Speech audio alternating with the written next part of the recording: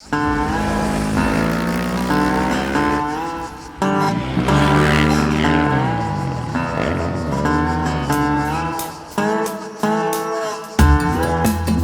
stage Yamaha, on peut appeler ça le stage Blue Crew, ce n'est pas qu'une école de moto, c'est d'abord et avant tout une école de vie.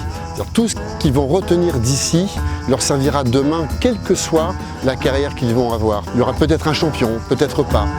C'est vraiment un moment magique et inoubliable de rencontrer des pilotes comme Jules Cluzel, Corentin Perolari, Loris Basse, Fabio Quartararo. D'avoir les bons conseils au départ, leur donne de suite les bonnes directions. Je pense que c'est quelque chose que moi, à mon époque, aurais rêvé d'avoir.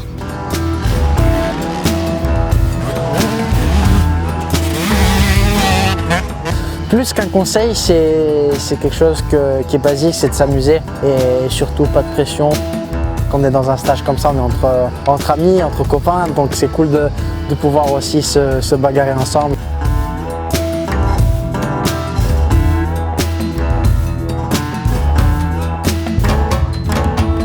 Donc ils suivent exactement tous les conseils des champions qui sont à leur côté. Et ça, c'est vraiment bien que Yamaha ait organisé ça, c'est que ça fait 4 jours de roulage intense. Et plus on roule, plus on va vite.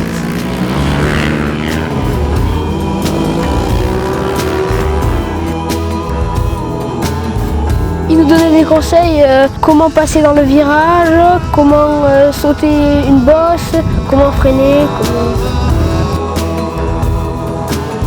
Quand on est sur la compétition, on est seul sur la moto, mais cette préparation, on essaye tous de se pousser les uns les autres.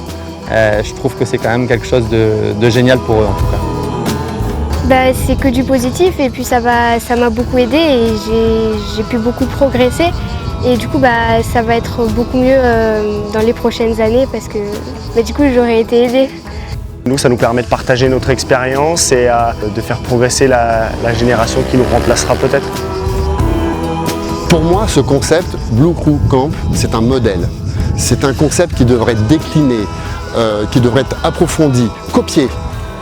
Et pas forcément dans la moto, dans tellement de domaines.